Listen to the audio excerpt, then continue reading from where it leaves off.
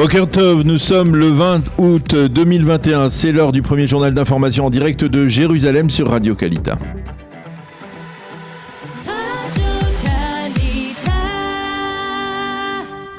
Daniel, bonjour.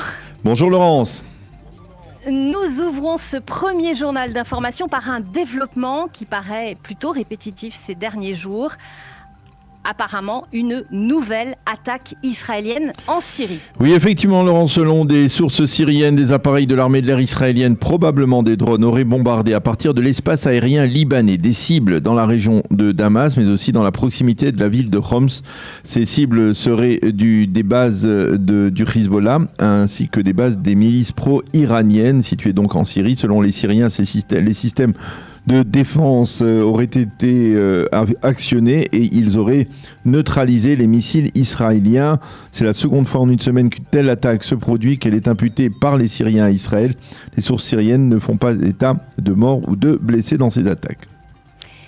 Et puis ce matin, si ces informations sont confirmées, on peut estimer qu'il s'agit là d'une sorte de mise en garde d'Israël à l'attention de Hassan Nasrallah. Oui, effectivement, hier, le leader du Hezbollah s'est voulu provocateur lorsqu'il a annoncé le départ d'un pétrolier iranien qui renfermait des centaines, voire des milliers de tonnes de fuel à l'intention des Libanais qui souffrent, vous le savez, d'une pénurie aiguë de carburant. Je vous conseille de ne pas intervenir, a dit hier Nasrallah aux Américains et aux Israéliens. Mais côté israélien, bien, on a conscience que si le Hezbollah fait entrer encore plus l'Iran par la petite porte libanaise en violation des sanctions internationales, bien, cela pourrait avoir des répercussions sécuritaires immédiates. Et donc, il est possible que l'attaque dont on a parlé ce matin, bien, soit liée à ces actes de provocation de la part du leader du Hezbollah.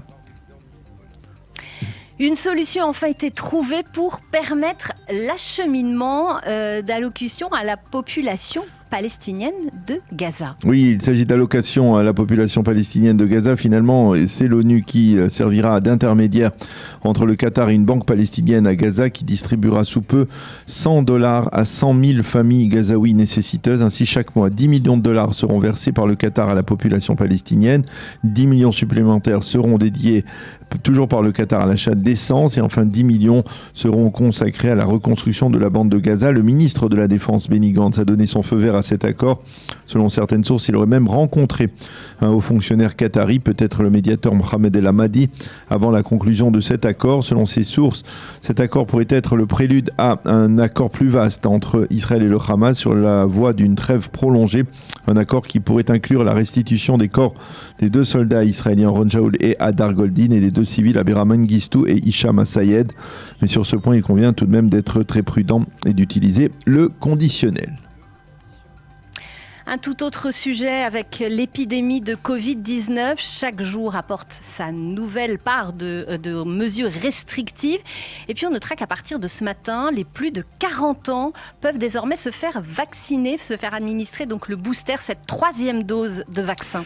Oui, effectivement, Laurence, ce n'est pas une surprise, mais c'est désormais officiel. Le Forum d'experts de la santé publique israélienne qui conduit la lutte contre le coronavirus a annoncé hier soir sa décision de faire vacciner les plus de 40 ans, une décision qui entre en vigueur dès ce matin. D'ailleurs, le Premier ministre Naftali Bennett, qui a 49 ans, a annoncé qu'il se fera vacciner ce matin à l'hôpital de Kfar Saba, l'hôpital Meir.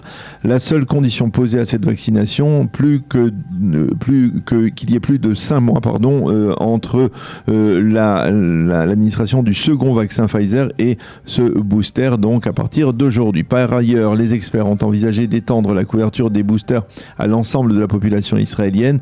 Les données sont en effet particulièrement encourageantes. Ce booster protège ceux qui l'ont reçu 4 à 5 fois plus que ceux qui ne l'ont pas reçu et concrètement, il contribue actuellement à atténuer la courbe grandissante des malades graves. Leur nombre progresse mais moins rapidement qu'on ne le craignait et c'est en soi un signe encourageant.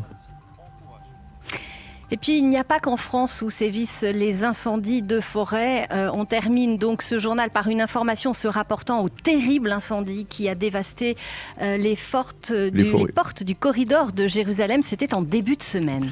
Oui, selon les premiers éléments de l'enquête de la police israélienne, les soupçons se porteraient sur un incendie criminel. Les enquêteurs auraient en effet découvert plusieurs départs de feu. Je vous rappelle que plus de 2500 hectares de forêt ont été incendiés au cours de l'un des incendies les plus graves de l'histoire de l'État d'Israël. Un incendie qui n'a été maîtrisé qu'après 52 heures de combat, mais qui n'a fort heureusement ni tué ni blessé personne. C'est la fin de cette revue de la presse. C'est de ce premier journal.